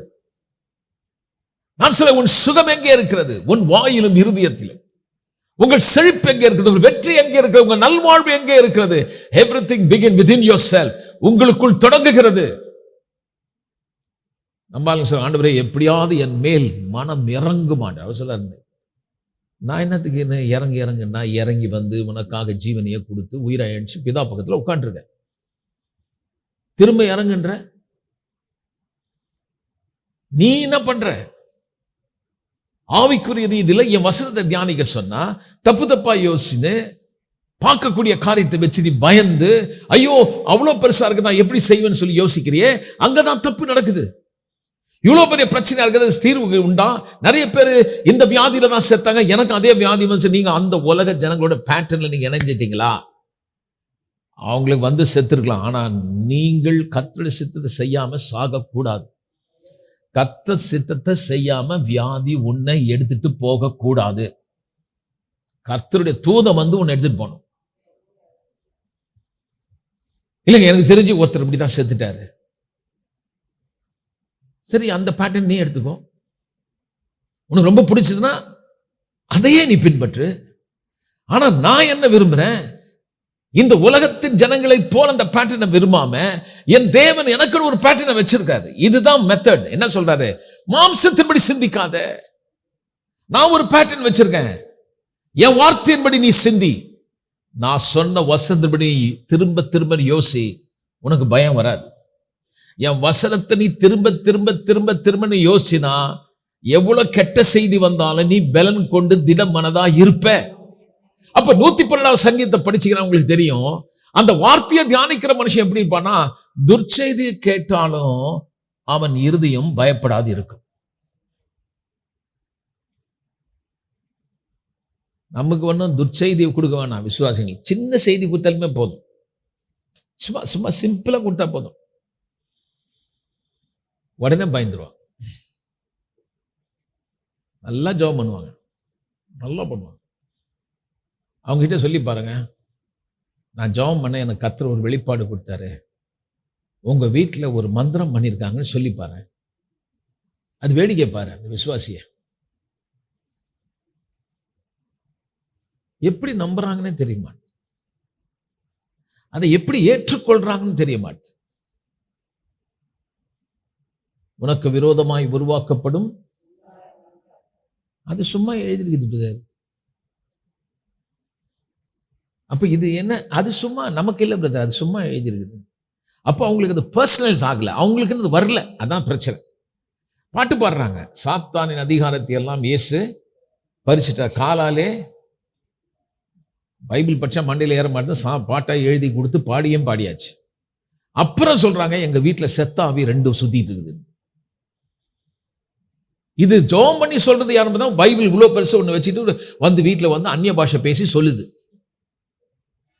இன்னொரு விசுவாசி வீடு, இது எங்க இருக்குது பார்த்தீங்கன்னா மாதாவரத்தில் இருக்கும், அங்கிருந்து வண்ணாரப்பட்டிக்கு வந்துருக்குது. என்னன்னா ஒரு வெளிப்பாடு கிடைச்சதான், அதை எடுத்துன்னு வந்து சொல்றதுக்கு வந்துருக்குது பாருங்க. பகுத்து அறியணும், பகுத்து அறியணும். இருக்கிறதெல்லாம் எடுத்துட்டு உள்ள போட்டு கொண்டு போயிடக்கூடாது. நீங்க உடனே பகுத்து அறியணும். இல்லையே, இது தேவனுடைய நன்மை இல்லையே, இது தேவனுடைய பிரியம் இல்லையே, இது தேவனுடைய சித்தம் இல்லையே, இதில் ராஜ்யத்தில் என்னை கர்த்தர் விடுதலை ஆக்கிட்டுன்னு சொல்றாரு. நான் இப்ப அன்பின் குமாரன் ராஜ்யத்தில் இருக்கேனே, என்னை குறித்து எழுதிருக்க எனக்கு விரோதமாய் உருவாக்கப்படும் எந்த ஆயுதமோ, அப்படி எழுதப்பட்ட வார்த்தை வச்சு கொஞ்சம் பகுத்து அறியணும், டிசைன் பண்ணணும், கொஞ்சம் யோசிக்கணும். மண்டையில மூளை கொடுத்திருக்காருல்ல, யோசிக்கணும். சும்மா அந்நிய பாஷையே பேசிட்டு உட்காந்துருக்க கூடாது. கொஞ்சம் கூட அந்நிய பாஷை பேசிட்டு ஆமேன்னு சொல்லி முடிச்சது. அந்நிய பாஷை பேசுறதுக்கு வந்து கிரிட்டிசைஸ் இல்லை, அந்நிய பாஷை உங்களோட நான் நிறைய பேசுவேன். அந்நிய பாஷை பேசுறது வந்து உன் பக்தி விருத்தியாகும். மனசுல தான் புரிஞ்சிருக்குதா? ஆவியானவர் உதவினால எழுதப்பட்ட வார்த்தையை நம்மளால புரிஞ்சிக்க முடியுதா? பிரச்சனை கடந்து அதற்கு மேல சொன்னவர் உண்மை உள்ளவர் என்று உங்களால யோசிக்க முடியுதா? கடந்து போக முடியுதா? அந்த வார்த்தையை நீங்க பர்சனல் ஆக்குறீங்களா? சும்மா எழுதி வீட்டில் ஓட்டுறது. ஒரு கிறிஸ்டியன் சொல்லி ஒரு டிஷர்ட்டை வாங்கி I am a Christian, I am a believer அப்படின்னு ஒரு சட்டையை போட்டா போதுமா? இல்ல ஒரு பேட்ச் ஒன்று குத்தி இயேசுவின் ரத்தம் ஜெயன்னு சொல்லி குத்திட்டா போதுமா? இல்ல கார்ல ஓட்டினா போதுமா? உள்ள இருக்குதா? வாயில வருதா? எழுதப்பட்ட வார்த்தை உங்கள் வாயிலே வருகிறதா? அப்போ எழுதப்பட்ட வார்த்தை வாயில வரணும்னா உனக்குள்ள நிரம்பாம வராது. இருதயத்தின் நிறைவினால். அதனாலதான் வாயை விட்டு பிரியாது இருப்பதாகன்னு சொல்லிட்டு, எப்படி வாயை விட்டு பிரியாம இருக்குது வழியை சொல்றார். தேவனுடைய வசனம் வாயில வரணும்னா அதுக்கு ஒரு வழி இருக்குது. மாம்சத்தின்படி சிந்திக்க கூடாது. கண்ணில் பார்த்தேன், காதல கேட்டேன், மாமா சொன்னார், சித்தப்பா சொன்னாங்க, ஜெபம் பண்ற அக்கா அங்கிருந்து வந்தது, பிரிஸ்கில்லா அக்கா வந்து சொன்னாங்க. அக்கா கனவுல பார்த்தாங்களாம், எங்க வீட்டில் ஏதோ ஒரு சோப்புல கரைச்சி விட்டுருக்குதா, ஒரு மந்திரகதா அக்கா வந்து சொல்லியிருக்குது. பிரிஸ்கில்லா அக்கா சொல்லிடுவாங்க, நீ செத்துருவ.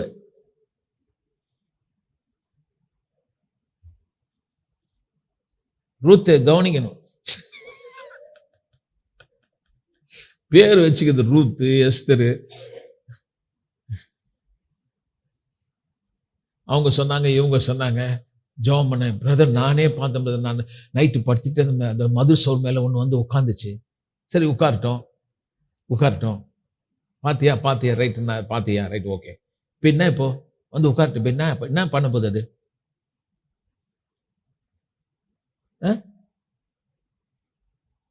பதிலே வருமா?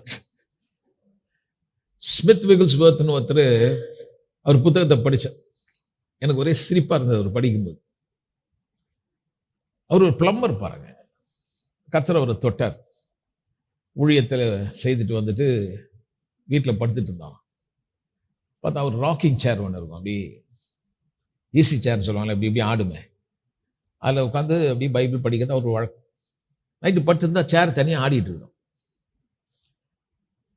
இதே நம்ம விசுவாசிங்க வீட்டுக்கு வரட்டும், தனியாக சேர் இப்படி ஆட்டும், அவங்க என்ன பண்ணுவாங்க, கொஞ்சம் ஒரே பெட்ஷீட்லாம் தூக்கி ஒதுரி போட்டு ரத்தம் ஜெயன் ஓடுற மாட்டான் வெளில. உடனே ஃபோன் எடுத்துட்டு அவனுக்கு ஃபோனு இவனுக்கு ஃபோனு, எங்கள் வீட்டில் ஆவிகள் கிரிய செய்தியா இங்கே. அவர் சொன்னாராம், மெதுவாக பெட்ஷீட் எடுத்து பார்த்தாராம், அதை ஆடி, வந்துட்டியா நீன்னு கேட்டாராம். உனக்கு தான் வெயிட் பண்ணியிருந்தேன்னாராம். நீ எப்போ வருவன்னு காத்துட்டு இருந்தேன், ஏன்னா என் கர்த்தர் என்கிட்ட சொன்னாரு, நீ வந்த பிறகுதான் எனக்கு ஒரு விருந்து வரும், அந்த விருந்துல என் பங்கு நிரம்புனா நீ வரணும். ஏன்னா அவர் அப்படி சொல்லியிருக்காரு, உன் எதிரிக்கு முன்பாக ஒரு பந்தி ஆயத்தப்படுத்தி என் தலையை எண்ணெயால் அபிஷேகம் பண்ணுவாரு, என் பாத்திரம் எப்படா நிரம்பி வழியும்னு பார்த்தேன், இப்போ வந்துட்டியா, நல்லதா போச்சு, போ, உனக்கு முன்னாடி ஒரு விருந்து. சொன்ன உடனே ஆடின சேர் பட்டு நின்றுச்சான், பிரேக் அடிச்சா மேல். நான் என்ன சொல்ல வரேன்னா, அது எனக்கு இதுல எது பிடிச்சதுன்னா, வசனத்தை பகுத்தறிஞ்சு பேச கத்துக்கணும். நீ பார்க்கறது என்ன அதெல்லாம் எனக்கு தெரியாது, இது எவ்வளோ இங்க பாத்தீங்களா பார்க்கலையா, இந்த பேய் வந்ததா, எனக்கு அதை பத்தி தெரிஞ்சுக்கணும் அவசியம் கிடையாது. ஆனா எனக்கும் உங்களுக்கும் அவசியமானது என்னன்னா, பிரச்சனை மத்தியில கண்ணில் பார்த்தாலும் காது கொடுத்து நீ மற்ற ஜனங்க சொன்னாலும், அதை நீ கனவுல பார்த்தாலும், கர்த்தருடைய வார்த்தையின்படி இது நன்மைதானா, இது பிரியம்தானா என்று பகுத்தறிய வேண்டியது நீங்க. ஊரார் கிடையாது, பிரிஸ்கில்லா அக்கா கிடையாது. எப்படிலாம் சொல்ல வேண்டியதாக, புரிய வைக்கிறது தான் சொல்றேன். யாராவது பிரிஸ்கில்லா இருந்தாக்கா தப்பா எடுத்துக்காதீங்க, சும்மா ஒரு உதாரணம் கொடுக்குறேன். இல்ல ரேச்சல் அக்கா சொன்னாங்க, இல்ல அவர் சொன்னா, பீட்டர் அண்ணன் சொன்னாரு. எந்த அண்ணன் சொன்னாரு? பா, பைபிள்ல நீ என்ன தெரிஞ்சு வச்சிருக்க? உனக்கு குறித்து தேவன் சொன்ன வார்த்தை என்ன, அவருடைய பிரியம் என்ன, அவருடைய நன்மை என்னன்னு உனக்கு தெரியாதா? பிரியமானவனே அப்படின்னு நம்மளை கூப்பிடுறாரு. அப்ப அவர் பிரியம் என்ன? பிரியமானவனே ஆத்மா வாழுகிறது போல எல்லாவற்றையும் வாழ்ந்து, அதான் அவரு பிரியம். சொல்றாரு, அவர் செழிப்பை பத்தி பேசுறாரு. செழிப்பை பத்தி பேச வேற எதை பத்தி பேச சொல்லு, நீயே சொல்லு. நான் செழிப்பை பத்தி பேசுறேன், சபையில் நீ தரித்திரத்தை பத்தி பேசுவியா? உன்னால சொல்ல முடியுமா? சபை மக்களை பார்த்து, உங்களை எல்லாருக்கும் கர்த்தர் தரித்திரத்தை வச்சிருக்காரு, நீங்க எடுத்துக்கொள்ளுங்கள், அது கர்த்தருடைய பங்கு, உன்னால சொல்ல முடியுமா? நாங்க அப்படி சொல்ல மாட்டோம். அப்ப செழிப்பு அதையும் சொல்ல மாட்டோம். அப்ப எப்படிதான் சொல்லுங்க? அதை கொஞ்சம் சொல்லுவோம், இதை கொஞ்சம் சொல்லுவோம். நாங்க அனலாவும் இருக்க மாட்டோம், ஆவியில் அனலாவும் இருக்க மாட்டோம், குளிதா இருக்க மாட்டோம். உன்னை வாந்தி பண்ணி தான் போடணும். ஒண்ணு இதை நம்பினா இதை பத்தி பேசு, இல்ல நம்பலையா தரித்திரத்தை பத்தி சொல்லு. அது நான் நடுவில் இருக்கிறது. எங்களுக்கு ஒன்றும் பெருசா ஒன்றும் வேணாம் ஆண்டவரே, இருக்கிறத கொடுத்தா போதும். அது பிலிப்பியர் 7 போதும் என்ற மனதை குறித்து நான் உங்களோடு பேசினேன். யூடியூப்ல இருக்க எடுத்து படிச்சு பாரு, கேட்டு பாரு, அது என்ன போதும் என்றது. வசனத்தை ஒழுங்கா நிதானமா பகுத்தறிஞ்சு அதை தெரிந்த பிறகுதான் வாழ்க்கையை வெற்றி வரங்க. வெற்றி எதுல இருக்குன்னா வசனத்தை புரிந்தவர்களுக்கு மட்டும்தான். யாருக்கு நல்ல வெற்றி வருதுன்னா வசனத்தை நிதானமா பகுத்தறிஞ்சு அதை புரிந்து அதை என்னுடையதாக்கி பர்சனல்னஸ் ஆக்கி அது என்னுடையதுன்னு வரணும். ஆமென். உள்ள எப்படி வரணும்னா ஒரே ஒரு வசனம் படிச்சிருவோம். கொலேசியர் 3ஆம் அதிகாரம் 16வது வசனத்தை படிக்கலாம். கொலேசியர் 3ஆம் அதிகாரம் 16வது வசனம். கொலேசியர் 3ஆம் அதிகாரம் 16வது வசனத்தை நான் படிக்கிறேன் பாருங்க. கிறிஸ்துவின் வசனம் உங்களுக்குள்ளே சகல ஞானத்தோடும் பரிபூர்ணமாக வாசமாயிருப்பதாக. வாசம்னா ரிசைட், உள்ள தங்கிடணும். இதுல கவனிக்க வேண்டியது என்னன்னா கிறிஸ்துவின் வசனம் உங்களுக்குள்ளே வாசமாயிருப்பதாகன்னு போடல. கிறிஸ்துவின் வசனம் பரிபூர்ணமாய் வாசமாய் இருப்பதாங்கன்னு போடல. கிறிஸ்துவின் வசனம் சகல ஞானத்தோடு, எல்லாம் சொல்லுங்க, ஞானத்தோடு. வசனத்தை தப்பா பேசி செத்தவனும் இருக்கிறான். அதுல எந்த விதத்திலும் நன்மையே தனக்கு வரா மாதிரி எடுத்துக்க மாட்டாங்க. That is there fault. வசனத்தை எப்படியெல்லாம் எடுத்து எதெல்லாம் நமக்கு நன்மை கொடுக்காதோ அதை கொண்டு வந்து அவங்க வாழ்க்கையில முக்கியமாக்கிறார், அதை சொந்தமாக்கிறார். கிடையாது, இந்த செழிப்பு நமக்கு கிடையாதுன்னு சொல்லி அதுக்கு வசனம் பொறுக்குவாங்க. சுகம் நமக்கு கிடையாது, அதுக்குன்னு ஒரு சில வசனத்தை பொறுக்குவாங்க. இப்படி ஞானமற்றவர்கள் இருக்கிறாங்க. உன்னுடைய பெத்த தகப்பனா நீ இருந்தீனா பிள்ளைக்கு நல்லது கொடுக்கணும்னு யோசிக்கிறல்ல, அப்படிதான் அப்பா கேட்கிற. இயேசுநாதர் சொல்றார், நீ ஒரு அப்பனா இருந்து உன் பிள்ளை நல்லது கேட்டா, ஒரு அப்பம் கேட்டா கல்லை கொடுப்பியா? மீனை கேட்டா பாம்பு கொடுப்பியா? பொல்லாத நீயே நல்லதை கொடுத்தா மேல இருக்கிறவர் எவ்வளவு நல்லவர் தெரியுமா? பரமபிதா எவ்வளவு நல்லவர் தெரியுமா?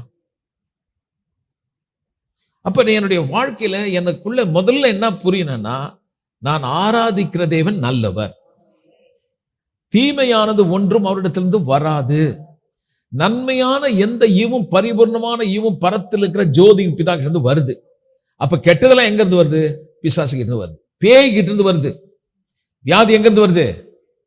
அல்லாஹ் சொல்லணும் அழுத்தி, சாத்தாங்கிட்ட இருந்து வருது. தரித்திரம் எங்க இருந்து வருது? பேய்கிட்ட இருந்து வருது. நான் அதை எடுத்துக்க முடியாது,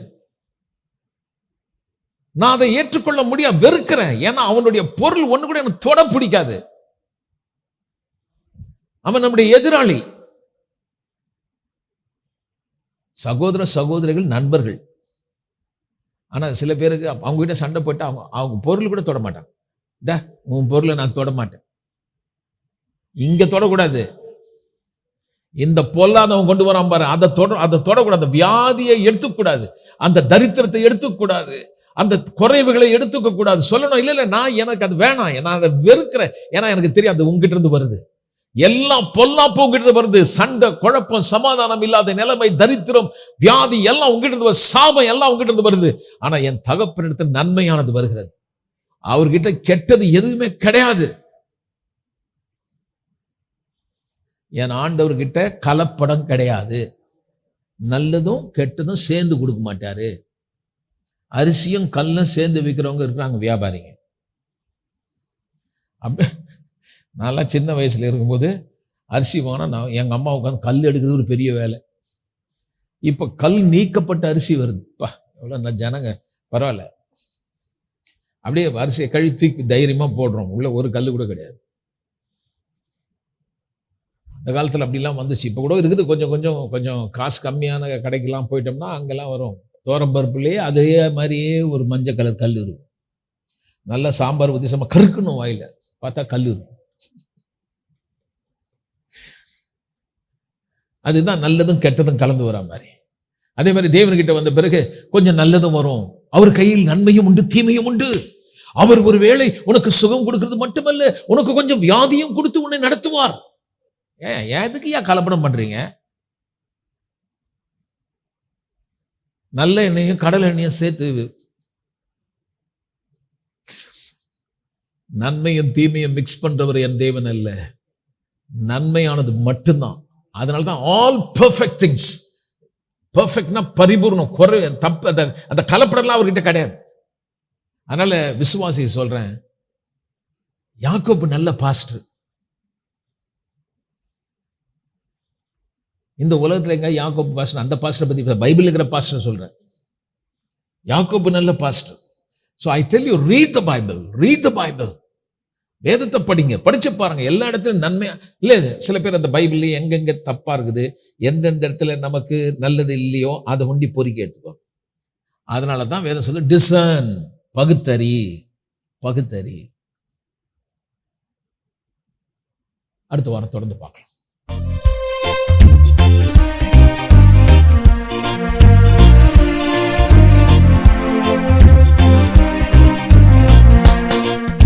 உன்னை ஆசீர்வதித்தேன், உன்னை மேன்மைப்படுத்துவேன். உன்னை ஆசீர்வதித்தேன், உன்னை மேன்மைப்படுத்துவேன்.